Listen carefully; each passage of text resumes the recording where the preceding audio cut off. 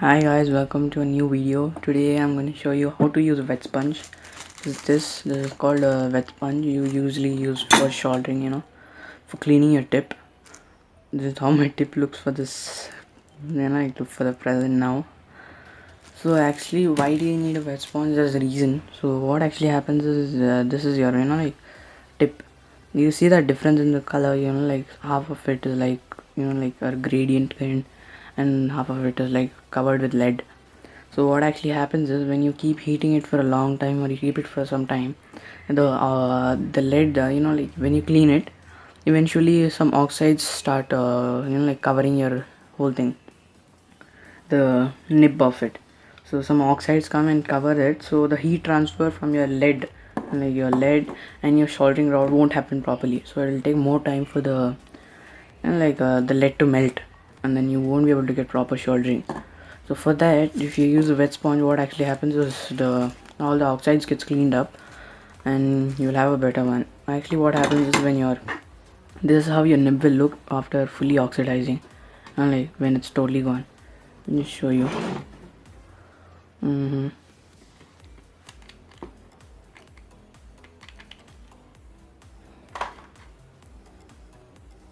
I don't know if you can see, but look at this. Like all those bumps and all the areas which have been created with bumps. If you can focus there. Yeah, that's the thing. So the whole layer, your top, the nib just gets oxided, so you won't be able to use it in your future projects. It can be still used. I won't say it cannot be used, but what actually happens, it does not melt properly, so you won't get that fluency, like shininess, the amount of shininess when you melt your lead. You won't be able to, you won't be able to visible that. So it means that you cannot do it properly. So what you just do is you just take your dry sponge. You usually get it in like you might have thought, like when I got it first, I was like, what is this, why is it so flat, how am I meant to use this? So then I got to know that you're meant to wet this, or like a little wet. It has to get a little wet so that you can use it. So you can just take your usual water source. I got a water source here, so just wet this thing, and you see how big it gets.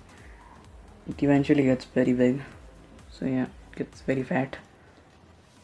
Yeah, so now it's like so liquidy, so we don't want that, like that much amount of liquid, so we just squish it and remove a little bit off until we have that, like just a drippiness, little bit of drippiness. See around there, see the amount of drippiness, that's like super low. Yeah, we need some moisture in there, sound. See, yeah, that's good. So you just wet it, and then you just get a container. I just got this, it's an adapter actually.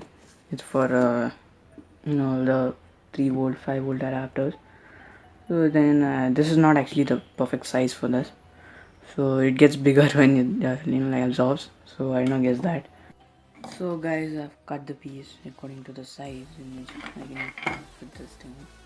So it's a perfect fit, good fit for holding. I just put some glue gum and then I put it to the floor hard so that I get some grip, so that it does not move. See, it's not ready to move anymore. It's a good grip. Otherwise, you can use the usual technique of many people, using the paper tape and Fevikwik method, the super glue and paper tape method. That's good, it's not bad. I just preferred using glue gun because I'm not gonna fix it permanently in a place. So yeah, just get your nib. When you're done, you just, I'm just getting some shoulder onto this. Yeah, and just, yeah. So now it has a layer on it, so it's not gonna allow the shoulder to stick on this. But eventually, when you do big things, yeah, it's gonna stick. So yeah, you just clean your thing up, and you're ready to use it again. Good enough.